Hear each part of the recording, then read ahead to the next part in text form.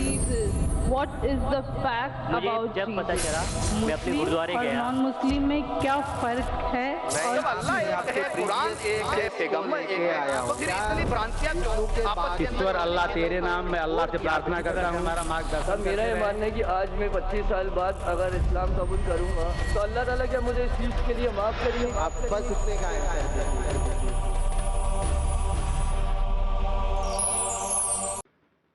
Mic number 1 से भाई।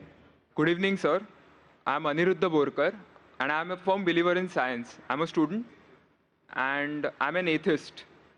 And my study of science has taught me that there's no religion. Religion is a farce. I believe God doesn't exist, and religion is nothing more than a medieval hangover. It has no place in the 21st century. But since many of my friends believe in one religion or the other, invariably we end up discussing religion. I haven't been able to get satisfactory answers to some of my questions, and they suggested that I ask these questions to you. Now, these are not exactly my queries or questions, but rather arguments, and I would like to know your views on them. In the absence of any material evidence, don't you think religion is nothing but a blind faith? Because any body of knowledge, be it science, economics, history, geography, anything, it needs some material basis. Secondly, don't you think... Just let me complete. नहीं, पूछ सकते हैं। Yeah. आपका 2 सवाल हो चुका है। एक क्या आप नास्तिक only है? one, yeah. नहीं, नास्तिक है, वो बड़ा सवाल है। वो मैं साबित पहले करूंगा, तब आपका हल हो जाएगा इंशाल्लाह। All right. और इंशाल्लाह बाद में भी पूछ सकते हैं आप। All right. मैं जवाब दूंगा, फिर से पूछ सकते हैं आप। इंशाल्लाह मैं आपको चांस दूंगा। भाई साहब उर्दू समझते, हिंदी समझते आपको ना? हाँ। मेरी हिंदी इतनी अच्छी नहीं, मैं समझती ना? नहीं, आपकी हिंदी अच्छी है। नहीं, मेरी हिंदी मैं जानता हूँ अच्छी नहीं। अच्छा। मुंबई की है, उसमें ग्रामेटिकल एरर है, लेकिन लोग को समझने में आता है तो अल्हम्दुलिल्लाह। पैगाम पहुंच जाता, मैं खुश हूँ। लोग कहेंगे जाकिर को उर्दू नहीं आती, हिंदी नहीं आती, चलेगा। दिल को अगर पैगाम पहुंच गया तो मैं खुश हूँ, क्योंकि ईमान लाने के लिए अच्छी उर्दू होना ज़रूरी नहीं है। भाई साहब का पहला सवाल था, उन्होंने कहा कि मैं एक नास्तिक हूँ, आई एम एन एथियस्ट, और मैं खुदा में नहीं मानता हूँ, लेकिन मैं साइंस में मानता हूँ, और मैंने साइंस में किधर भी नहीं पढ़ा कि खुदा है। ये पहला सवाल था।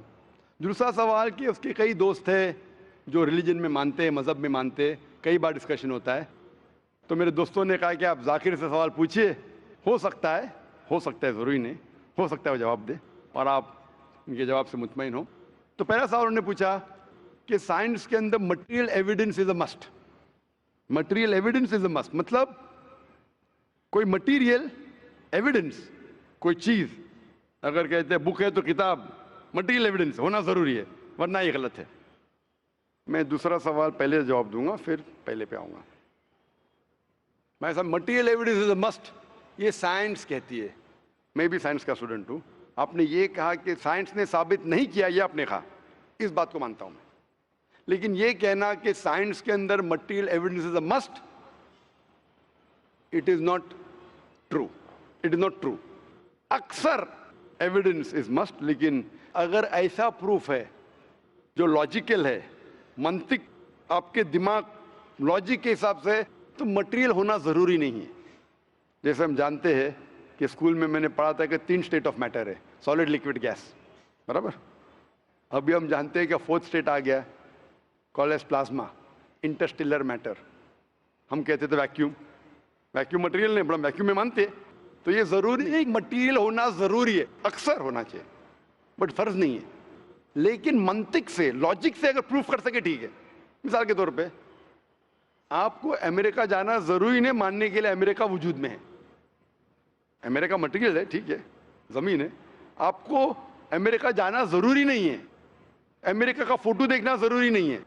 अगर कोई लॉजिकली प्रूफ कर चुका है, आप उसके लॉजिकल आर्ग्यूमेंट्स में मानते हैं, तो आप संतुष्ट होंगे, आपको यकीन हो जाएगा कि अमेरिका है। उसी तरीके से वैक्यूम, इसी तरीके से कितने चीज़ें हैं जो साइंस ने प्रूफ किया है विदाउट मटेरियल एविडेंस। कई चीज़ जो स्पेस और एस्ट्रोनॉमी में है वो अपने लॉजिक से प्रूफ करते हैं, जैसे so many billion of years, there is no proof, material proof. वो लॉजिक से प्रूफ करते हैं कि स्टार इतना दूर है, light travels at so and so speed, logic, it is not material evidence. आप समझ रहे ना? बट अक्सर आम तौर पे मटेरियल एविडेंस है, लेकिन हमेशा ज़रूरी नहीं है। ठीक है ना? If I could add something to this, this means science is dynamic, whereas religion is static. You can't question anything that has been told to you by your ancestors in religion, which is not the case in science. I can just walk in and challenge any big scientist on merit, but religion doesn't allow that. भाई साहब का अच्छा सवाल है, अहम सवाल है कि साइंस डायनामिक है, मतलब डायनामिक बढ़ते जा रहा है, It's evolving every day. It's evolving every day, और मजहब स्टैटिक है, मतलब एकदम रुका हुआ है। मैं साइंस को चैलेंज कर सकता हूँ, मजहब को नहीं कर सकता हूँ। साइंस बढ़ते जा रहा है, तरक्की करते हैं, मजहब तरक्की नहीं कर रहा है। आप बिल्कुल सही फरमाते हैं। इस्लाम के अलावा दिगर मजाहिब के बारे में जो कह रहे बिल्कुल सही है। You can not challenge other, लेकिन इस्लाम को आप चैलेंज कर सकते हैं। इसीलिए आप खड़े इधर, आपका यहाँ वजूद, आपका मुझसे सवाल करना सबूत है कि हम चाहते हैं कि आप इस्लाम को चैलेंज करो। इसीलिए कुरान मजीद में 332 बार कहा गया है कालू, उन्होंने कहा, उन्होंने पूछा, अल्लाह ने फरमाया कुल, उनसे कहो, मतलब सवाल जवाब का सेशन। कई सवाल लोगों ने मोहम्मद सल्लल्लाहु अलैहि वसल्लम से पूछा, सूरज के बारे में जवाब है ये। लोग ने पूछा खमर के बारे में, सूरह बकरा सूरह 219। जब उन्होंने पूछा खमर के बारे में, यानी अल्कोहल, शराब, कहो उसमें अच्छाई भी है बुराई भी, बुराई अच्छाई से ज्यादा है, जवाब आ गया। उस वक्त अल्लाह के रसूल जब मौजूद थे, उस वक्त लोगों ने चैलेंज किया, आज भी करते रहेंगे। जहां आपका सवाल रहा कि science is advancing, religion is static, कुछ बातों में मैं मानता हूं, जब आप चोटी पे पहुंच गए है, सबसे highest point in the world is which mount Everest. अब माउंट एवरेस्ट पहुंच गए, उसके ऊंचा क्या जाएंगे? स्पेस में जा सकते हैं, लेकिन धरती पे आप बोलेंगे सबसे हाईएस्ट पॉइंट पहुंच गए, तो उसके आगे तरक्की करने की जरूरत ही नहीं। तो कुछ चीजें, मिसाल के तौर पे खुदा एक है, वो हक ही रहेगा, कभी बदलेगा नहीं। बट कुछ आयतें कुरान की ऐसी है कि आपको कुरान मजीद में जो अरबी अल्फाज है, कुछ अल्फाज के कई मानी हैं। एक आपको एग्जांपल दूंगा, फिर आपके पहले क्वेश्चन पे आऊंगा जो बहुत अहम है कि आप नास्तिक है। मिसाल के तौर पे पहली आयत जो नाजिल हुई थी कुरान मजीद में, इकरा इकरा बिस्मि रब्बिकल लज़ी खलक खलकल इंसान मिन अलक। पढ़ो अल्लाह के नाम से जिसने तुम्हें पैदा किया खून के लोतड़े से। आज साइंस एडवांस हुई। पहले लोग कहते थे कि इंसान खून से बना, ये पहले के लोग कहते थे। फिर साइंस एडवांस हुई, बोले खून से बना ही नहीं इंसान। फिर हम देखते अलग के 3-4 मानी है। एक मानी है अलग के खून का लोतड़ा, दूसरे मानी अलग के है क्लिंगिंग, यानी चिपकना, क्लिंगिंग। तीसरी मानी है leech like substance, no joke, leech like substance. 3 मानी है। अभी साइंस जब एडवांस हुई तो कुरान में लिखा है फस्अलू अहल ज़िक्री इन कुंतुम ला तालमून, सूरह नहल सूरह नंबर 16 आयत नंबर 43।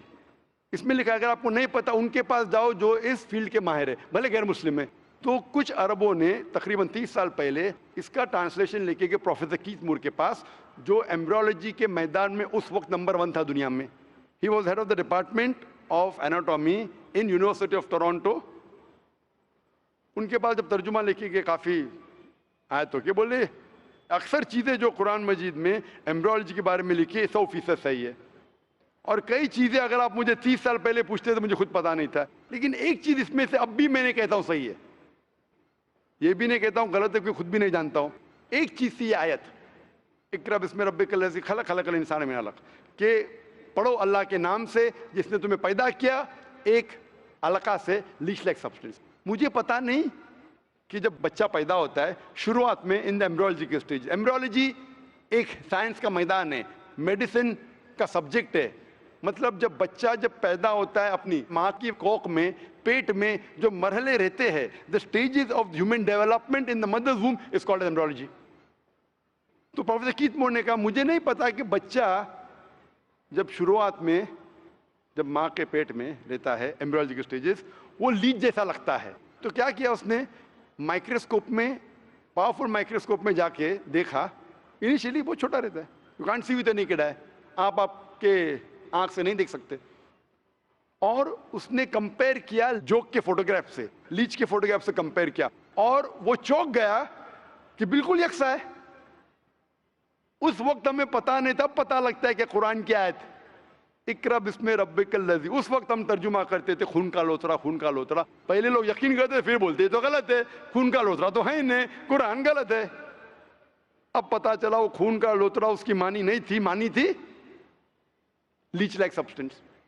जब और तहकीक के पता चला कि जब बच्चा अपनी मां के पेट में रहता है, यूट्राइन वॉल को क्लिंग करता है, it clings to the uterine wall, clinging work भी हो गया। थर्ड हमें पता चला कि मां के पेट में जो बच्चा रहता है वो it act like a leech, blood sucker, वो मां के जरिए खून हासिल करता है, लाइक अ ब्लड सकर। 3 मानी सही हो गए। आज ये भी पता चला कि पहले चंद हफ्तों में ब्लड खून सर्कुलेट नहीं होता है और दिखने में वो खून का लोथरा लगता है। जो हम समझते थे 20 साल पहले खून का लोथरा गलत तर्जुमा है, आज पता लगता है कि चारों तर्जुमे सही है। खून का लोथरा भी सही है, वो चिपकता है clings to the uterine wall वो भी सही है, वो जॉक लीच जैसा दिखता है वो भी सही है, लीच जैसा बिहेव करता है वो भी सही है, चारों सही है। हमें यकीन है कि अल्लाह खुदा हमारा ईश्वर, आप मानेंगे नहीं ईश्वर में अभी, वो इसलिए पहले सवाल का जवाब पहले देखता और अच्छा होता था। वो सबसे बेहतरीन साइंटिस्ट है, मैं उसके ऊपर आऊंगा। तो ये कहना कि तरक्की नहीं कर रहा है, कुछ बातों में जहां हम पहुंच चुके हैं चोटी पे, ये कहना इस तरीके से साइंस में भी, साइंस से हार्ट पंप्स ब्लड, कभी भी चेंज नहीं होंगे। कितनी भी साइंस तरक्की करे, हमको हार्ट के बारे में और चीज पता लग सकती है, उसके 4 चेंबर्स है, हर चेंबर के वॉल्व है, वेंट्रिकल है और, लेकिन ये चीज कि हार्ट पंप्स ब्लड, दिल खून को पंप करता है, कभी भी नहीं बदलेगा। सही क्या नहीं? मैं डॉक्टर हूं, तब ये हक है, अल्लाह है कि कभी भी नहीं बदलेगा कुछ चीज। तो ये कहना कि साइंस हमेशा तरक्की कर रहा है गलत है। जब भी चोटी पे नहीं पहुंचा उस चीज में तरक्की कर रहा है, जब भी चोटी पे नहीं पहुंचा उसमें तरक्की कर रहा है, जब भी चोटी पे पहुंच गया जिस बात पे कभी भी नहीं बदलेगा। आज साइंस कहती है बिग बैंग के बारे में कि हमारी यूनिवर्स एक थी फिर एक धमाका हुआ, वो कभी भी नहीं बदलेगा। ये हो सकता है कि हमें और नॉलेज मिलेंगे, धमाका कैसे हुआ, क्या हुआ। तो जितने बाकी थियरीज थे about the universe creation, steady state is proved wrong. जब स्टीवन हॉकिंस ने प्रूफ किया, इसमें कोई राय नहीं। ये हो सकता है कि और हमें इंफॉर्मेशन मिल सकती है किस तरीके से बैंग हुआ। तो इस तरीके से कुछ चीज साइंस हक है, कभी भी नहीं बदलेंगी, कुछ चीज बदल सकती है। तो मैं जब कुरान और साइंस के बारे में बात करता हूं, उस चीज के बारे में बात करता हूं which is the scientific fact, कभी भी नहीं बदलेंगे। मैं आपके पहले सवाल पे आऊंगा, अभी पहले सवाल पे आऊंगा, फिर हो सकता है तीसरे चौथे का जवाब मिल जाए। आपने कहा कि आप नास्तिक है, कहा था नहीं, एथियस्ट है। भाई साहब, मैं आपको कॉन्ग्रेचुलेट करता हूं, मैं आपको मुबारकबाद देता हूं कि आप नास्तिक है। आप सोचते होंगे क्यों मैं मुबारकबाद दे रहा हूं आपको, सोचते होंगे ना कि ये जाकिर से सवाल पूछ रहा हूं, उसकी मेन जड़ को काट रहा हूं मैं और मुबारकबाद दे रहा हूं। सोच रहे ना, सोच रहे नहीं? क्यों मुबारक मैं आपको बोलता हूं। अक्सर लोग दे डू ब्लाइंड बिलीफ, अंधविश्वास। वो हिंदू है क्योंकि उसके वालिद हिंदू है, वो क्रिश्चियन है, ईसाई है क्योंकि वालिद ईसाई है, और कई मुसलमान है क्योंकि उनके वालिद मुसलमान है। They are doing blind belief, वो अंधविश्वास कर रहे हैं। आप एक अल्हम्दुलिल्लाह इंटेलिजेंट शख्स है, माशाअल्लाह, साइंस पे यकीन करते। आप सोच रहे आपके वालिद शायद मानते होंगे खुदा में, होंगे क्या नहीं? मानते हैं क्या नहीं? आपके वालिदैन मानते क्या नहीं? वो एग्नोस्टिक है। एग्नोस्टिक है। और आपके परदादा? वो भी एग्नोस्टिक थे। और उनके परदादा? वो रिलीजियस थे। वो रिलीजियस, ठीक, कोई भी मानते थे ना परदादा। आपके परदादा मानते थे, लेकिन आप अब ये करते, आप लेकिन जानते तो होंगे, आपके दोस्त जब बात करते मजहब के बारे में, ईश्वर के बारे में, उनका इल्म तो आपको होगा कि नहीं, कि मेरे हिंदू दोस्त किस भगवान में मानते, इल्म तो है। आप सोचते ऐसा भगवान जो खुद कुछ काम नहीं कर सकते, दूसरे भगवान की मदद लेता है, आप सोचते होंगे ना, और ये कैसा भगवान है? एक भगवान दूसरे भगवान की मदद ले रहा है तीसरे भगवान को हराने के लिए। तो आपका दिमाग सोच रहा है कैसा भगवान है, ये भगवान में मानने का फायदा क्या है? तो मैं आपको कॉन्ग्रेचुलेट करता हूं, मुबारकबाद देता हूं, क्योंकि आपने हमारे इस्लाम का, हमारे ईमान का, हमारे शहादा का पहला हिस्सा कहा। ला इलाहा, देयर इज नो गॉड, कोई भगवान नहीं। आप समझे ना? आपने हमारे शहादा, हमारे ईमान, हमारे इस्लाम के बुनियाद का पहला हिस्सा कहा, जो अहम जुमले का पहला हिस्सा कहा, देयर इज नो गॉड, ला इलाहा। आप कोई भी खुदा में नहीं मानते, इसीलिए मैं आपको मुबारकबाद दे रहा हूं। वो बाकी जो गैर मुसलमान हैं, जो हिंदू है, क्रिश्चियन है, मुझे पहला उनसे बहस करने पड़ेगा कि आप जिस खुदा में मानते हैं वो गलत खुदा है, फिर साबित करने पड़ेगा इल्लल्लाह, बट अल्लाह, जो मैं इंशाअल्लाह करूंगा। डबल काम, आपके लिए आधा काम मेरा हो चुका है, आप समझे ना? इसीलिए आप के साथ मेरा आधा काम हो चुका है, वो क्रिश्चियन को पहले साबित करने पड़ेगा, अरे भाई साहब ईसा अलैहिस्सलाम खुदा नहीं है, मेरा वक्त जाएगा। हिंदू को बोलने पड़ेगा, भाई आप जिस भगवान में मानते, ईश्वर में मानते, मूर्ति में मानते, गलत है। आप तो पहला पार्ट कह चुके हैं हमारा, मानते हैं। दूसरा पार्ट बट अल्लाह, इंशाअल्लाह मैं आपको साबित करूंगा। मैं आपसे सवाल पूछना चाहता हूं। आप माशाअल्लाह साइंस में मानते हैं, मैं भी साइंस में मानता हूं। आप साइंस पे यकीन करते हैं, अल्हम्दुलिल्लाह। मैं भी लिमिटेड, जहां तक के सही है, मानता हूं। मैं आपसे सवाल पूछना चाहता हूं कि अगर एक चीज़ अगर आपके सामने लेके आऊँगा मैं, जो कोई भी इंसान ने कभी भी नहीं देखा, पहली बार कोई इंसान देख रहा है, और मैं आपसे पूछूंगा कि इसका मैकेनिज्म, सबसे पहला शख्स कौन बोलेगा? ये चीज़ may be computer, may be something out of the world, something absolutely different, पहले बार जिंदगी में कोई इंसान देख रहा है। मैं आपसे पूछूंगा इसका मैकेनिज्म सबसे पहले कौन सा शख्स कहेगा? आपका क्या जवाब है? वो तो डिस्कवरी या रीडिस्कवरी रहेगा, तो उसको पहला स्टडी करना पड़ेगा ना, इन डेप्थ स्टडी होगा, उसके बाद ही पता चलेगा। सबसे पहले बार, स्टडी तो बाद में होंगी। मेरा सवाल ये है कि सबसे पहला शख्स कौन रहेगा उसके बारे में जो कह सकेगा, मैकेनिज्म के बारे में? जो डिस्कवरर है, वो जो डिस्कवर करेगा वो चीज़ को। मिसाल के तौर के ऊपर अगर कोई गाड़ी बनाता है, गाड़ी तो डिस्कवर किसने नहीं किया, वो तो बना रहा है। गाड़ी तो इन्वेंट किया था, इन्वेंट ने बनाया है। वो इन्वेंटर गया, एक नई गाड़ी लेके आऊंगा, बोलूंगा लेटेस्ट मॉडल है, कौन जानता है? आप क्या बोलेंगे? गाड़ी को? गाड़ी को? अगर ये गाड़ी अभी है, मैं उसको पूछूंगा मारुति कार 800 कौन जानता है, तो आप क्या उस पर तहकीक करेंगे? नहीं। आप क्या बोलेंगे, कौन जानता है मारुति 800 के बारे में? आप तहकीक करेंगे जवाब देने के लिए? तहकीक करने पे तो एक हफ्ता, एक साल निकल जाएगा। जवाब क्या है? मैं अंदर के बारे में जानना नहीं चाहता हूं, ये पूछना चाहता हूं कि सबसे पहला शख्स कौन होगा जो उसके बारे में जानता है। तो क्या जवाब रहेगा आपका? आप साइंटिस्ट है माशाल्लाह। जिसने बनाया रहेगा उसको पता है। बराबर, जिसने बनाया है। अंग्रेजी में कहेंगे क्रिएटर, मेकर, मैन्युफैक्चरर, इन्वेंटर, जो भी बोलो, लफ्ज का इधर उधर है। बड़ा मानते हैं कि सबसे पहली बार वो क्या चीज है बाद में डिस्कस करेंगे। अगर कोई चीज आपके सामने आती है जिसका आपको इल्म नहीं है और आपसे पूछा जाएगा कि सबसे पहला शख्स कौन है जो इस चीज के बारे में जानता है, तो जवाब है उसका creator, manufacturer, inventor, maker, producer. तकरीबन मानी एक है। ये जवाब आपके ध्यान में रखिए। अभी मैं आपसे पूछना चाहता हूं, ये कायनात जो है, ये कायनात यूनिवर्स है, ये वजूद में कैसे आई? On its own. Science study कर रहा है। नहीं नहीं नहीं, आपने कहा आप साइंस के स्टूडेंट हैं क्या? नहीं। हाँ हूँ। Big bang, actually big bang theory में मानते हैं। Big bang today is an irrefutable proof for the scientist. There may be some people differing, ऐसा डिफरेंस ऑफ ओपिनियन सब में है, सब चीज में डिफरेंस ऑफ ओपिनियन है। But tomorrow if someone can come up with a better theory and he can prove big bang is wrong, someone comes up, वो कल की बात है। आप तो बोले science advance, age of today we believe in big bang. आज के हिसाब से, कल क्या होगा छोड़ो ना, कल क्या होगा छोड़ो, आज के हिसाब से, आपके इल्म के हिसाब से कायनात कैसे वजूद में आई?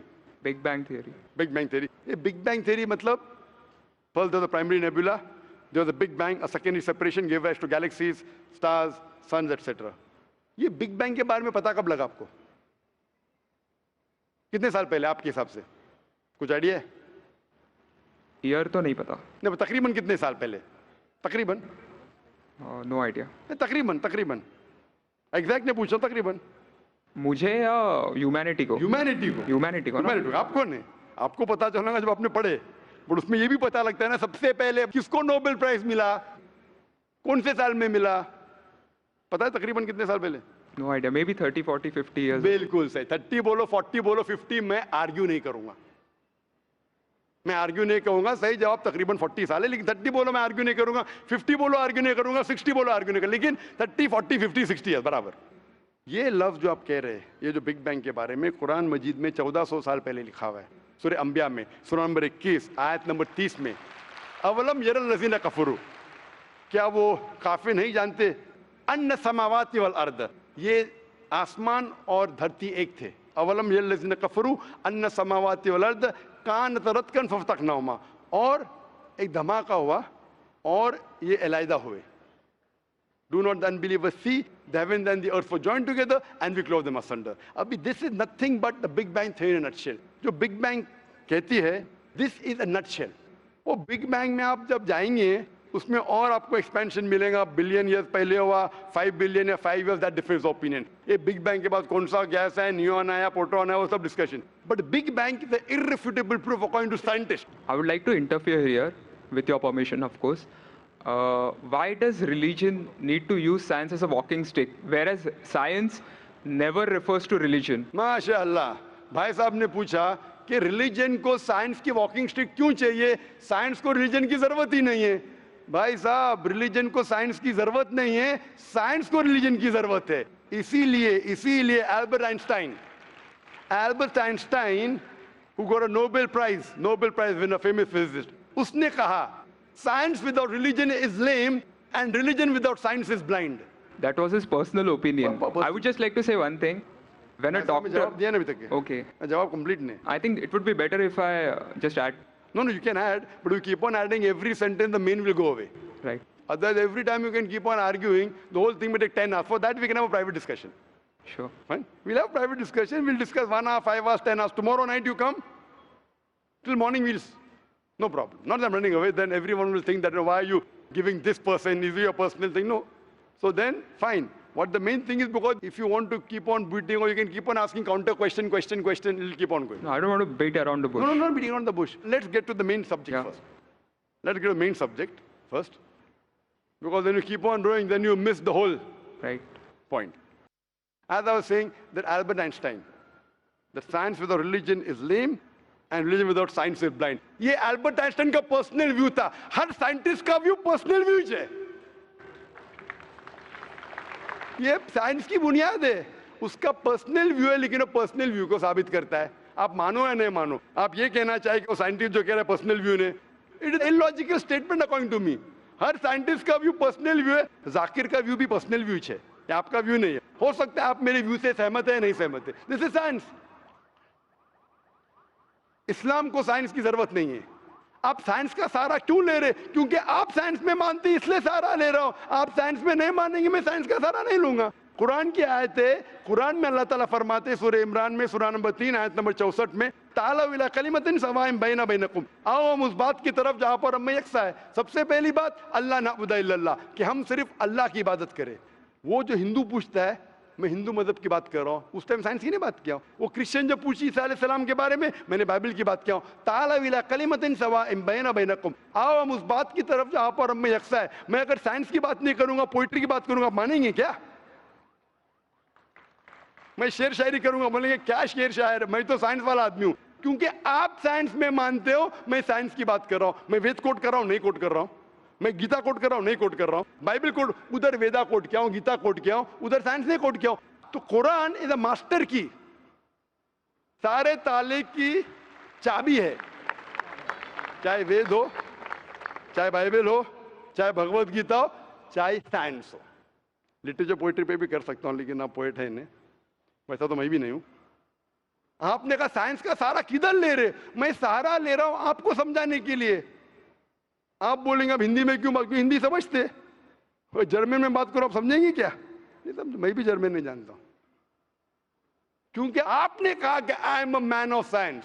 आप अगर नहीं कहते तो साइंस की बात करता ही नहीं था। तो ये सवाल आप सवाल करते जा सकते, इट इज जस्ट डाइवर्जन। आप अगर साइंटिस्ट से ये सवाल कर रहे, अगर ये गांव का आदमी मुझे सवाल किया तो मानू भी, आप अपने आप को साइंटिस्ट कह रहे, फिर बोलते साइंस का सहारा क्यों ले रहे? क्योंकि आप साइंस में मानते हैं। मेरा सवाल था कि ये चीज कुरान में किसने लिखा बिग बैंग के बारे में आपके हिसाब से? ये कुरान 1400 साल पुराना, ठीक है? ये कुरान में किसने लिखा? I have no idea. I haven't read Quran. नहीं, लेकिन मैं हवाला दे रहा हूं ना, और आप तर्जुमा पढ़ सकते हैं। मैं झूठ नहीं बोल रहा हूं। Maybe Prophet Muhammad. Maybe Prophet Muhammad. May be हो सकता है, ठीक है। I don't know. May be, ठीक है, सही है गलत? May be. ये दुनिया जो हमारी है, दुनिया का शेप क्या है? What is the shape of this earth? Circular. सर्कुलस, Circle. It's Correct, ovoid. है। Ovoid. जियोस्फेरिकल। मैं जरा मदद कर रहा हूँ क्योंकि मैं जरा साइंस के डिग्री में जरा हायर लेवल हूँ, मैं डॉक्टर हूँ। आपकी डिग्री क्या पता नहीं, मैं साइंस स्टूडेंट हूँ, तो मदद करना हर इंसान का फर्ज है। सर्कल मतलब फ्लैट है, it should be spherical, you should say. Better than spherical is geospherical, exact, correct ना? सर्कल करेक्ट है कि जियोस्फेरिकल करेक्ट है? You are right. Geospherical, ovoid भी करेक्ट है, जियोस्फेरिकल। ये कभी पता चला आपको? कितने साल पहले? नहीं पता, मैं आपकी मदद करूंगा क्योंकि मैं भी साइंस का स्टूडेंट हूँ, इस्लाम के अलावा साइंस का स्टूडेंट भी हूँ। ये सबसे पहले जो इंसान ने जाना और साबित किया कि the world is spherical is sir Francis Drake. सन 1577 में जब दुनिया के गोल वो सेल किया, उसने साबित किया कि दुनिया गोल है। कुरान मजीद में अल्लाह ताला फरमाते सूरह नाज़ियात में सूरह नंबर 79 वर्स नंबर 30 में, वल अर्द बाद ज़ालिका दहाहा, और हमने इस अर्थ को, इस जमीन को दहाहा बनाया। दहाहा अरबी लफ्ज जो आता है धुइया से, जिसका मतलब एग शेप। और हम जानते हैं earth completely round like a ball ने, it is flatten from the poles, geospherical shape. और ये धुइया है, ये आम अंडा नहीं है, it is an egg of an ostrich, शतुरमुर्ग का अंडा है। और अब शतुरमुर्ग का अंडा देखेंगे, इट इज जियोस्फेरिकल शेप। तो कुरान मजीद में 1400 साल पहले कौन लिख सकता है कि द अर्थ वॉज जियोस्फेरिकल शेप? मेरा सवाल है, कौन लिख सकता है? उस वक्त कोई जानता था? ये पता कब लगा? 400 साल पहले। तो 1400 साल पहले कौन लिख सकता है?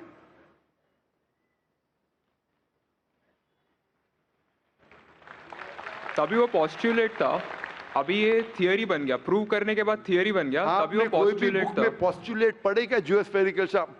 आप अगर स्टूडेंट ऑफ साइंस है, मैं भी स्टूडेंट ऑफ साइंस है, अगर आप गलती करेंगे तो मेरा फर्ज होता है कि आपको सुधारूं। There was no postulate, there was a hypothesis. Probably it was not documented. It was a hypothesis, it is spherical but no proof. And geospherical तो था ही नहीं। Even Sir Francis Drake जब दुनिया के गोल गए, उसने ये नहीं कहा जियोस्फेरिकल है, उसने कहा स्फेरिकल है। कुरान में लिखा है स्फेरिकल नहीं, जियोस्फेरिकल। It was no postulate, no hypothesis also. Leave aside postulate. It came later on. जियोस्फेरिकल तो और करीब है। कुरान में कौन लिख सकता है?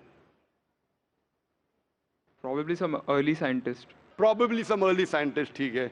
अर्ली साइंटिस्ट ने लिखा, पहले बोले मोहम्मद सल्लल्लाहु अलैहि वसल्लम हो सकता है, फिर बोले अर्ली साइंटिस्ट, बिग बैंग लिखा, ये लिखा, ठीक है। ये चांद जो है, चांद की रोशनी खुद की रोशनी है क्या रिफ्लेक्टेड रोशनी है? रिफ्लेक्टेड है। कभी पता चला? यस्टरडे, 200 साल पहले, 300 साल पहले, 400 साल पहले, उस पर बहस नहीं करेंगे। कुरान मजीद ने 1400 साल पहले लिखा है सूरह फुरकान में सूरह नंबर 25 आयत नंबर 61 में कि ये चांद और सूरज की खुद की रोशनी है, चांद की रोशनी बोरोड है, ली गई है या रिफ्लेक्टेड है, नूर या मुनीर। तो कौन कुरान में लिख सकता है कि ये चांद की रोशनी खुद की रोशनी नहीं है, बोरोड रोशनी है, रिफ्लेक्टेड है? पहले हर इंसान समझता था कि चांद की खुद की रोशनी है, कोई भी हाइपोथेसिस भी नहीं था, बराबर ना? ये हाइपोथेसिस भी नहीं था 1000 साल पहले कि चांद की रोशनी खुद की है। स्फेरिकल था, मैं जानता हूं, पीपल ऑफ पाइथागोरस ने कहा था। चांद के बारे में तो किसी ने भी नहीं कहा। कौन लिख सकता है कुरान में 1400 साल पहले कि चांद की रोशनी खुद की नहीं है, ली गई है, बोरोड है, रिफ्लेक्टेड है? कौन लिख सकता है? Stick to my earlier answer. क्या आंसर है? Some scientist. पहले बार साइंटिस्ट, सेकेंड बार साइंटिस्ट, थर्ड। लेकिन ये साइंटिस्ट ने जब जाना, दुनिया से कहा क्यों नहीं? Because those times were those. अगर साइंटिस्ट ने कहा, आपकी साइंस की किताब में क्यों नहीं लिखा है? 1400 साल पहले आपके साइंस ने किताब ने बिग बैंग क्यों नहीं लिखा? आपके साइंस की किताब में वर्ल्ड इज जियोस्फेरिकल क्यों नहीं लिखा है? मेरी साइंस की किताब में भी नहीं लिखा है, मेरी साइंस की किताब में भी नहीं लिखा है कि 1400 साल पहले चांद की रोशनी खुद की रोशनी नहीं है। क्यों नहीं?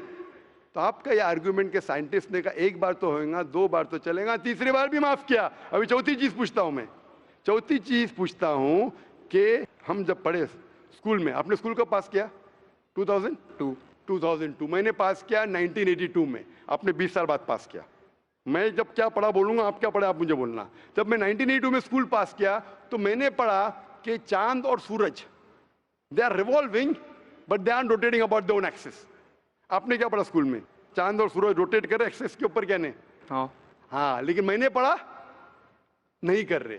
अभी आपका इल्म स्कूल के अंदर मेरे इल्म के बाद आया और सही है। जब मैंने पढ़ा स्कूल के अंदर कि चांद और सूरज घूम रहे लेकिन अपने महवर पे, अपने एक्सिस पे नहीं रोटेट कर रहे। लेकिन कुरान मजीद की आयत है सूरह अंबिया सूरह नंबर 21 आयत नंबर 33 में, हुवल्लज़ी खलक़ल लैल व नहारा, उसने है जिसने बनाया रात और दिन, व शम्स वल कमर, सूरज और चांद, कुल्लुन फी फ़ल्किन यस्बहून, ये घूम रहे हैं, रिवॉल्व कर रहे और अपने महवर पे रोटेट भी कर रहे। तो मैंने पढ़ा ये स्कूल के अंदर, मेरे कुरान में दोनों टकराव है, तो मैं इधर चौंक गया। मैं मुस्लिम भी था और साइंस का स्टूडेंट, चौंक गया। अभी साइंस तस्लीम करती है, आपने भी पढ़ा कि सूरज और चांद रोटेट करते। तो जब मैं स्कूल में था, मेरी साइंस टीचर ने कहा रोटेट नहीं करती है, आपकी साइंस टीचर ने कहा करती है। अने अभी 20 साल 30 साल पहले पता चला, बिल्कुल सही। तो किसने लिखा ये 1400 साल पहले इस कुरान मजीद में कि सूरज और चांद घूमने के अलावा अपने महवर पे घूम रहे, दे आर रोटेटिंग? एक गुमनाम साइंटिस्ट जिसने इल्म हासिल। साइंटिस्ट का मतलब वो जो तहकीक करता है, तहकीक करता है और साबित करता है। किसी ने भी 1400 साल पहले साबित ही नहीं किया। क्या आपने पढ़ा स्कूल के अंदर क्या 1400 साल पहले साबित हुआ ये? नहीं। तो कैसा कह सकते साइंटिस्ट? आपका आंसर साइंटिफिक है? बिल्कुल साइंटिफिक नहीं है। आपका आंसर लॉजिकल भी नहीं है। आप समझ रहे ना? खाली एक assumption है। assumption है। साइंस के assumption में मानता है if the assumption can be proved it is right, otherwise it is wrong. Right. If you have an assumption, आप जानते होंगे इसके बारे में, जब Albert Einstein theory of relativity, theory of relativity जानते हैं आप? उन्होंने जब थ्योरी ऑफ रिलेटिविटी दुनिया से कहा, ये भी कहा 6 तरीके, this 6 things you can prove my theory wrong. उनने बताया कि इस थ्योरी को गलत साबित करना है, ये 6 चीज करो और मेरी थ्योरी गलत साबित हो जाएंगी। That mean that's called as a falsification test. उसको कहते हैं अच्छा साइंटिस्ट। आपके अजम्पशन में कुछ है क्या फॉल्सिफिकेशन टेस्ट? पूरा फॉल्स है, टेस्ट ही नहीं है। अजम करो 2 + 2 = 5, मानेंगे आप? नहीं मानेंगे। assumption carries weight if it is based on logic. Quran में अब भी फॉल्सिफिकेशन टेस्ट है। आपको कुरान को गलत साबित करने का है, एक इख्तिलाफ लगाओ, take out a single contradiction in the Quran and the Quran will be proved wrong. 1400 साल से न किसी ने किया न कभी कोई करेगा। कुरान की आयत है सूरह बकरा सूरह नंबर 2 आयत नंबर 23 और 24 में कि ये कुरान अल्लाह ने अपने पैगंबर मोहम्मद सल्लल्लाहु अलैहि वसल्लम को दिया। और एक चैलेंज है कि आप कुरान में से एक सूरा जैसा पेश करो, एक सूरा जैसा आप पेश करो। कितने लोग ने कोशिश किया, ना कभी कोई कामयाब था ना कभी रहेगा। कितने फॉल्सिफिकेशन, जैसे मेरे तकरीर सुन सकते हैं आप। इसी तरीके से कुरान में लिखा है वाटर साइकिल, जो बर्नार्ड पैलिसी कहता है। कुरान में कई आयतें water cycle, how does the water rise, go into cloud, falls into ocean, fall down, कई जगह पे कहा गया है। कुरान मजीद में कहा गया है सूरह लुकमान में सूरह नंबर 31 वर्स नंबर 29, इन सूरह Rum chapter number 30 verse number 48, in सूरह Hijr chapter 15 verse number 22, it's mentioned in सूरह Muminun chapter number 23 verse number 18, in सूरह Noor chapter number 24 verse number 43, in Surah Araf chapter number 7 verse number 57. I can keep on giving references only of water cycle जो 1580 में सब Bernard policy ने कहा। कौन कह सकता है इसे? कौन लिख सकता है? Quran speaks about biology that there are sexes in plants, male and female, which we came recently. In Surah Ra chapter number 13 verse number 3, in Surah Taha chapter number 20 verse 53. Who could have mentioned that before? Who could have mentioned that? Quran says the animal lives in community, which we came to recently. In Surah Anam chapter number 6 verse number 38. The Quran speaks about the universe expanding, the Musiona. In Surah Dhariyat chapter number 51 verse number 47. Who could have written this? The Quran speaks about the ocean, the salt water and sweet water. There is a barrier which is forbidden to be trespassed. In Surah Rahman chapter 55 verse number 19. The Quran speaks about embryology. The Quran speaks about genetics. The Quran speaks about how the mother's womb, the 3 waves of darkness. The Quran speaks about fingerprinting method. That when the unbelievers say that how will Almighty God resurrect us on the day of judgment when our bones have been buried away and gone into the dust? Almighty God says, not only can He reconstruct your bones, He can even reconstruct your very fingertips. Fingerprinting method was first found by Sir Francis Galton in 1880. Quran mentions 14. Who could have mentioned this? Who could have mentioned this in the Quran? Do you know your early answer? What was the early answer? What was the early answer? Some anonymous scientist. That was my earlier answer. No, then you modified. Then you modified. What did you say after that? Some scientist. You are forgetting. Do you want me to show you a recording? Earlier I said it was No, then I corrected. That Maruti car कौन बोलेगा? आपने क्या कहा? a manufacturer. Manufacturer, creator, maker, inventor. That is the correct answer. वो scientist तहकीक करेगा, discover करेगा, would be the second. Number 2. The manufacturer may be a scientist or may not be a scientist. Manufacturer is first. The person who does research on it is the second person. The researcher can discover it, but the real word is manufacturer, creator, inventor, not scientist. There are many non-scientist people who make table chair. Scientist थोड़ी बनाता है, carpenter बनाता है. तो carpenter को पता है कि chair कैसे रखना चाहिए. बराबर ना? एक स्पेशल चेयर कारपेंटर ने बनाया, साइंटिस्ट थोड़ी है. ऐसे 2 पैर की चेयर जो गिरती नहीं है, कारपेंटर है. He is a manufacturer. तो ये कुरान भी किसने लिखा? इस कायनात के मैन्युफैक्चरर ने, इन्वेंटर ने, मेकर ने. इस मेकर, इस इन्वेंटर, इस जो क्रिएटर है, हम अरबी में कहते हैं अल्लाह, इंग्लिश में लोग कहते हैं गॉड. इसीलिए आज की science, they are not eliminating god, they are eliminating models of God. That's the reason Francis Bacon, a very great philosopher and scientist, he said that little knowledge of science makes you an atheist and in-depth knowledge of science makes you a believer in God. Aaj ki science is not eliminating God, they're eliminating models of God. La ilaha illallah. So the more science you know, shallow knowledge of science will make you an atheist. In-depth knowledge of science will make you a believer in God. But you will start thinking, this thing cannot be God. A God who can be killed, a God who can die, a God who requires help from a second God. Then you are eliminating, this cannot be God, this cannot be God. La ilaha, no God, no God. But Allah, the creator of this universe, the manufacturer of this universe, the inventor of this universe. So, the answer with the help of science. There is no way you can scientifically prove the existence of God except with the help of the Quran. With the help of the Quran, you can scientifically prove the existence of God if he is a true scientist and if unbiased. If he is biased, yet he may keep on beating on the bush. If he is unbiased, and if he truly has knowledge of science, like many questions you told, you gave me wrong answers, I helped you, then you agreed with it. So if a person who has true knowledge of science will agree that there is one God, which we call as creator, which we call as sustainer, which we call as maker. In Arabic, we say Allah. Just a final question. Before the final question, do you agree that the author of this is the inventor, the manufacturer of the creation, of the universe? You may not know his name. Name is not important. Quran says in Surah Isra, chapter 17, verse 110, قُلْ اُدُ اللَّهُ وِذُّ الرَّحْمَانَ أَيَّمَا تَدُّ فَلَا الْأَسْمَاءُ الْحُسْنَى. Say call upon him by Allah or by Rahman. Whichever name you call upon him, to him belong the most beautiful names. Final question will come later on. Let's handle one question. See, asking question is very easy. Agree it is right or wrong. Teacher ने ये नहीं कहा कि पहला right है कि wrong है. तीसरे पे चौथे पे जा रहा है. I am a person who believes in doing few things but properly. I am a scientist. I don't know whether you are a scientist or not, though you claim to be. I'm not a scientist. I never said I'm a scientist. No, I said I'm a student of science. Fine. Student of science means not a good scientist, but scientist. But chota mota hai na. Student of scientist will not be a geologist. A student of science is not expert. So we believe in at least solving one thing properly rather than jumping on 20 things. Correct? So I'm asking you, do you agree that the author of this Quran is the inventor, is the maker of this universe? No, because I believe, I assume. It is not the question of assumption. I asked you so many questions. You kept on giving the answer. But 2 plus 2 is equal to 4, agreed. 4 plus 2 is equal to 6 you agree. 6 plus 2 is equal to 8 you agree. No, but 2 plus 2 is not equal to 4. You already said 2 plus 2 is equal to 4. I don't know who wrote Quran. Fine. I'm not asking who wrote. Who could have mentioned it? You agreed with it has to be the creator. You don't know the name. I'm not asking you the name. I'm telling you about the entity. Name is not important. So you believe there's an entity that created the world? Correct. Just 1 minute, just 1 minute. Wait.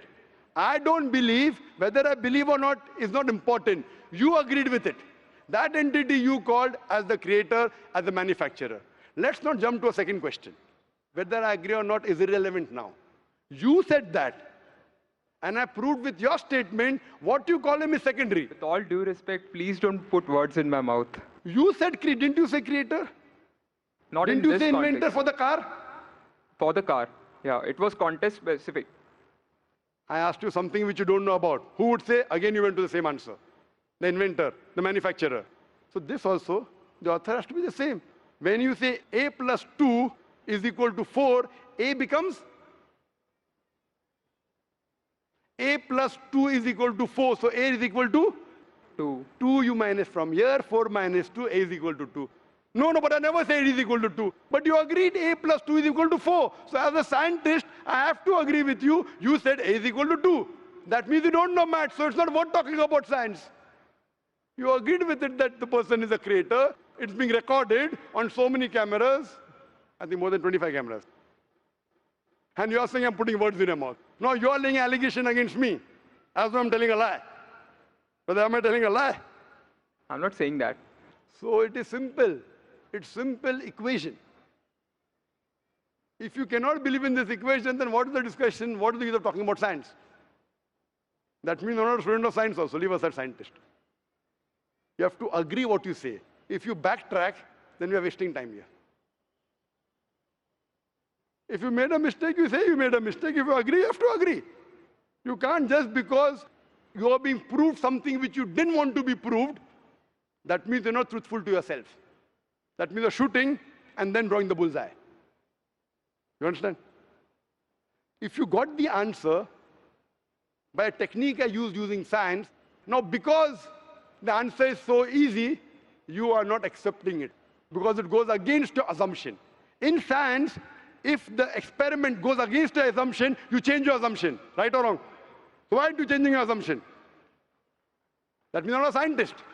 You can make an assumption, you do experiment. If it matches the assumption, it is right. If it doesn't match, you change your assumption. So do you change your assumption or not?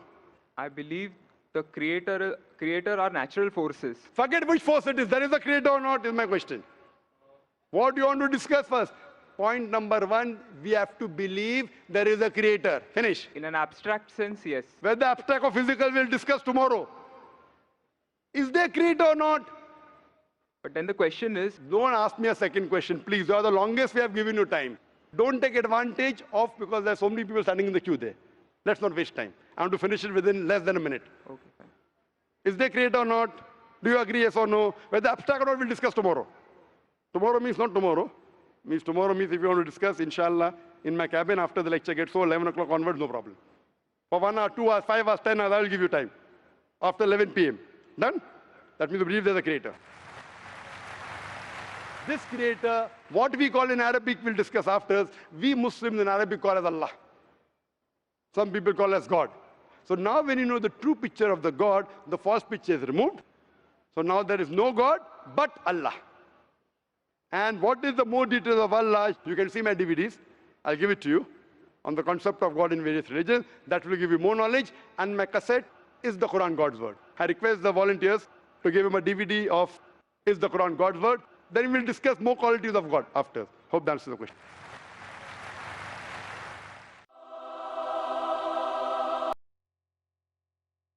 अगला सवाल mic number 1 से, अगर वहां पर कोई गैर मुस्लिम भाई हैं। Good evening, sir. My name is Pintu Devnath and I am from Malda, West Bengal. Sir, I am a BA honors. So I have some question about kafir. So some Muslim men are said, non-Muslim men, that they are kafirs. So मैं इसके बारे में आविधानिक अर्थ काफिर का जितना तक जानता हूँ, कुफ्र से आया है ये सब, तो सर इसका आविधानिक अर्थ होता है इस्लाम के गोपनीयता को जो स्वीकार नहीं करता, उसके सत्यता को जो स्वीकार नहीं करता, उसको काफिर कहा जाता है। आप ही के किसी एक चैप्टर में या किसी एक किताब में लिखा हुआ है सर, अगर इस नाम से आपको बचना चाहते हो तो आप इस्लाम कबूल करो या फिर और दूसरा कोई उपाय ढूंढ लो। ये दूसरा कोई उपाय ढूंढ लो, ये सर मैंने नहीं पढ़ा है, लेकिन मैं ये अपने दिल से बोल रहा हूँ। लेकिन सर काफिर का सब ये जो बोल रहा है, जो इस्लाम के गोपनीयता सत्यता का जो गोपनीयता है, हम जो वो तो हम मैंने कभी अस्वीकार नहीं कर सकते, क्योंकि हमारे बहुत सारे मुस्लिम फ्रेंड्स है, हम उसके साथ बहुत अच्छे तरह से रहते हैं, बहुत अच्छे तरह से बिहेव करते हैं, फिर भी हमको as a non Muslim why I should call an काफिर? This is my simple question sir. भाई साहब का सवाल है कि काफिर किसे कहते हैं। खुद ही काफिर का उसने मानी भी दिया, क्योंकि उनने मेरी कैसेट सुन चुकी है और मेरी किताब भी पढ़ चुकी है शायद। इसमें कहा है कि काफिर आता है लफ्ज कुफ्र से, जिसका मानी है कि इस्लाम की हक्कानियत को झुटलाना। कुफ्र मतलब ना मानना। इन शॉर्ट काफिर मतलब जो इस्लाम की हक्कानियत को नहीं मानता है, जो नॉन मुस्लिम है। तो अब नॉन मुस्लिम है क्या है? नॉन मुस्लिम है ना, तो अब नॉन मुस्लिम तो काफिर कहेंगे ना। और जो आपने आखिरी पार्ट जो बराबर से नहीं सुना, मैंने ये कहा आप चाहते हैं कि कोई आपको काफिर नहीं बोले, आपको क्या गाली लग रही है? काफिर गाली नहीं ना, काफिर मतलब जो इस्लाम को नहीं मानता। इंग्लिश में बोलेंगे नॉन मुस्लिम। अगर आपको गाली लगती है कि काफिर गाली है, एक चीज अगर आपको लगता है गाली है और कोई आपको काफिर नहीं कहते, इस्लाम कबूल करो, कोई काफिर नहीं कहेगा। ये किताब में लिखा था और कुछ नहीं। हम तो कभी सर इस्लाम के गोपनीयता को या सत्यता को कभी अस्वीकार नहीं किया है ना, हम तो कभी भी नहीं बोले ऐसा, तो हमको क्यों काफिर बोला जाए? आप मानते खुदा एक है? हाँ जी। आप मानते कि बुत परस्ती गलत है?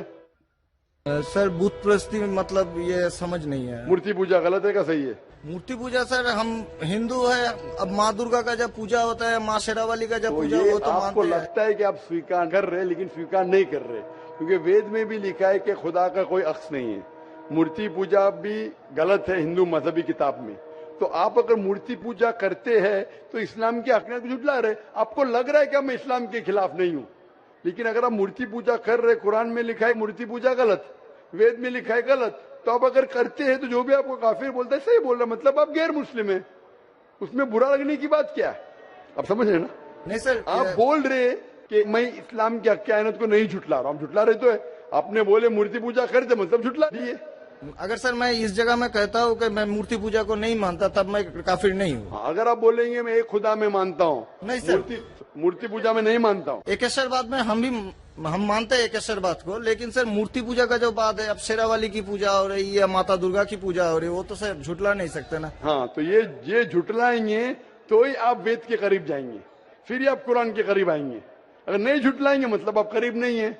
उसका मतलब अरबी में कहेंगे काफिर, इंग्लिश में कहेंगे नॉन मुस्लिम, हिंदी में कहेंगे गैर मुस्लिम। अरबी, हिंदी, इंग्लिश में नॉन मुस्लिम। अच्छा sir, one more question for me sir, मैं एक नॉन मुस्लिम होकर क्या सर मक्का हज करने जा सकता हूँ?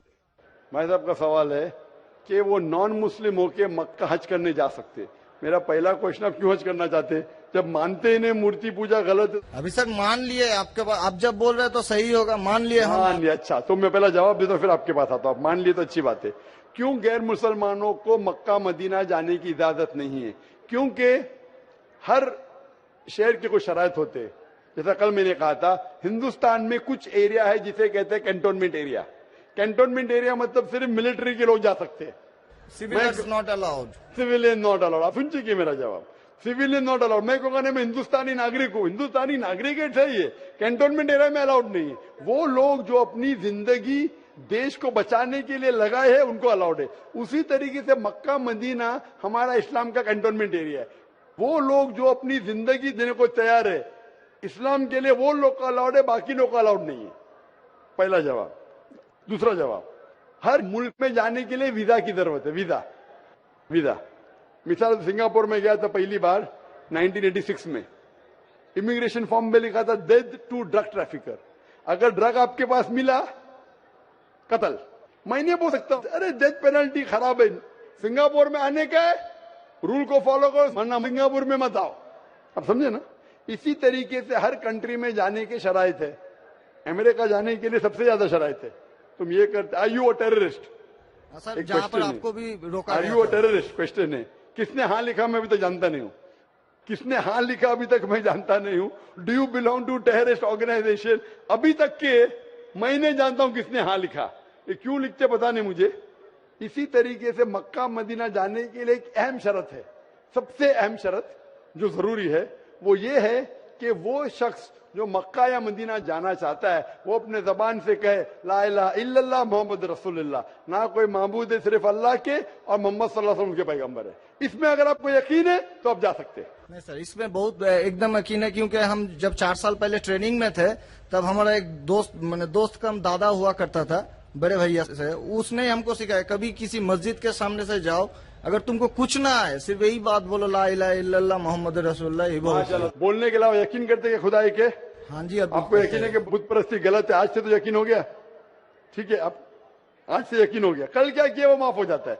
आप मुसलमान बन के कल क्या किया माफ हो जाता है। तीसरी चीज, क्या आप मानते हैं मोहम्मद सल्लल्लाहु अलैहि वसल्लम आखिरी पैगंबर है? हाँ जी। तो आप मुस्लिम बनना चाहते हैं? अभी ये तो पिताजी और माताजी के ऊपर डिपेंड करेगा। आप बनना चाहते, पिताजी माताजी ने, आप बनना चाहते हम अकेले बन के सर, वो लोग भी तो हमारे इंशाल्लाह आएंगे। वो आएंगे क्या नहीं, अल्लाह ताला उनको पूछेगा। पहले आप कबूल करेंगे फिर उनको लेके आएंगे ना। हम तो तहे दिल से आपका बोल रहे हैं कि हम ठीक है, कबूल तो आप करना मानते चाहते हैं। खुदा एक है? हाँ, आप मानते बुत परस्ती गलत है? गलत है। आप मानते मोहम्मद सल्लल्लाहु अलैहि वसल्लम पैगंबर है? हाँ। आपको कोई भी जबरदस्ती कर रहा है ये कहने के लिए? नहीं कोई दबाव नहीं कोई भी आपको रिश्वत दे रहा है? नहीं। आप अपने दिल से करना चाहते हैं? हाँ, तहे दिल से। उसके बाद जिसको भी आप कहने के आप कह सकते हैं। तो मैं अरबी में कहूँगा, आप दोहराएंगे? Why not? अशहदु अशहदु अल्लाह अल्लाह इलाहा इलाहा इल्लल्लाह इल्लल्लाह व अशहदु व अशहदु अन्ना अन्ना मोहम्मदन मोहम्मदन अब्दुहु अब्दुहु व रसूलुहु। उरसुलुहु।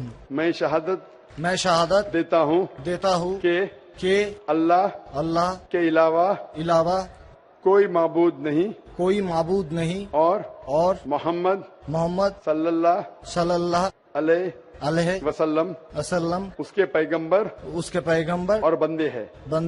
माशाल्लाह मुसलमान हो चुके।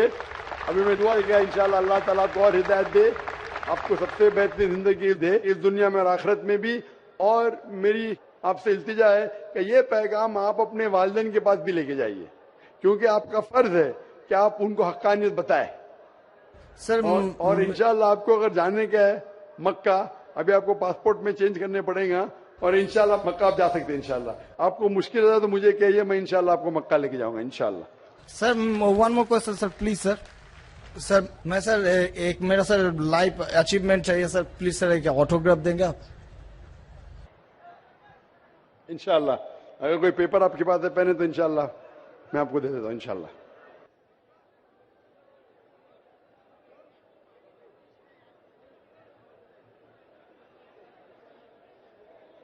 माशाअल्लाह लोग जुर्रत और हिम्मत से काम ले रहे हैं, हक को जानने के लिए, हक को मानने के लिए।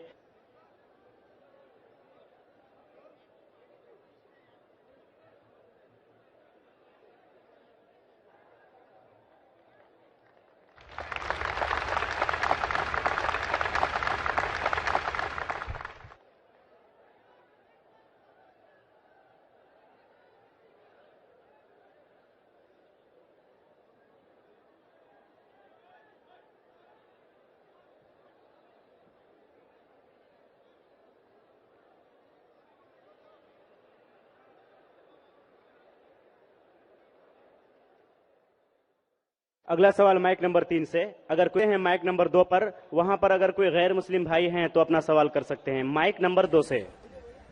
मैं श्यामा मंडल प्राइमरी स्कूल का टीचर हूं। मैं मालदा डिस्ट्रिक्ट से आया हूं। मेरा मन में बहुत दिन से कुछ सवाल है मेरा धर्म के प्रति, और जो स्वर्ग और नर्क के बारे में बार बार बोला जाता है, ये सचमुच क्या स्वर्ग और नर्क कहीं पर है? ये मैं जानना चाहता हूं, या ये डर है जो इंसान को गलत काम करने से रोकता है। इसके बाद मूर्ति पूजा के कारण रामदेव बाबा जी बोलते हैं श्री श्री रविशंकर भी बोलते हैं कि मूर्ति पूजा, जैसे कि जो मूर्ति है, जो अपना कर्म किया है, पहले धर लीजिए कि हम लोग कृष्ण को मानते हैं, तो कृष्ण ने जितना कर्म किया है, अगर हम मूर्ति को देखते हैं तो उसको गुण जो है वो हमें याद आने लगता है।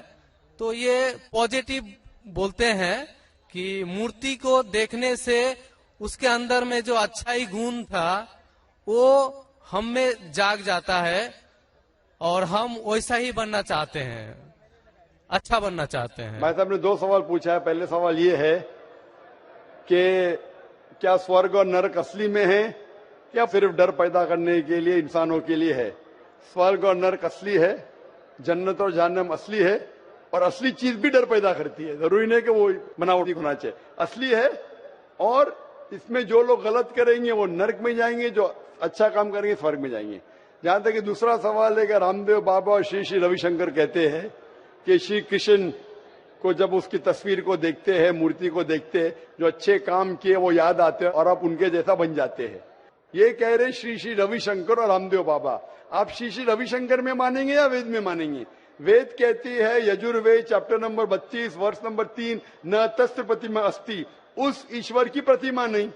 लिखा है शतशतर उपनिषद में चैप्टर नंबर 4 श्लोक नंबर 19, न तस्य प्रतिमा अस्ति, उस ईश्वर की कोई प्रतिमा नहीं, कोई अक्ष नहीं, कोई फोटोग्राफ नहीं, कोई पेंटिंग नहीं, कोई पिक्चर नहीं, कोई आइडल नहीं, कोई स्टैच्यू नहीं। तो आप श्री श्री रविशंकर की बात मानेंगे या वेद की बात मानेंगे? अगर आप श्री श्री रविशंकर की बात मानते हैं और वेद की बात को छोड़ देते हैं तो आप श्री रविशंकर के चेले बनते हैं, लेकिन वेद के नहीं। मैं भी अगर कुछ कुरान के खिलाफ बात करूं तो मुझे छोड़ दीजिए। मैं हमेशा कुरान का हवाला देता हूं। कुरान अल्लाह की किताब है, तो कुरान का हवाला देके कुरान की बात करता हूं तो मानो। अगर कुरान को मैं छोड़ दूंगा तो मेरी बात भी मत मानो। जो कुरान और सही हदीस के खिलाफ बात करता है, कितना भी बड़ा आलिम हो, उसकी बात मत मानो। उसी तरीके से मैं जो बात कर रहा हूं वेद की बात कर रहा हूं। तो अगर वेद की बात टकराती है श्री श्री रविशंकर से, रामदेव बाबा से, और मेरा डिबेट हो चुका है श्री श्री रविशंकर के साथ, मेरा डिबेट श्री श्री रविशंकर के साथ हो चुका है बैंगलोर के अंदर। और वो डिबेट देखिए आप, वो डिबेट का मौजू था concept of God in Hinduism and Islam in the light of the scriptures. Means धर्म की जितनी किताबें हैं उनकी रोशनी में खुदा का क्या तस्वुर है इस्लाम और हिंदुइज्म में। और मैंने इतने हवाले दिया वेद के, हिंदू धर्म क्या कहता है। आप वो डिबेट देखिए और आप ही फैसला कीजिए कौन हक के ऊपर है।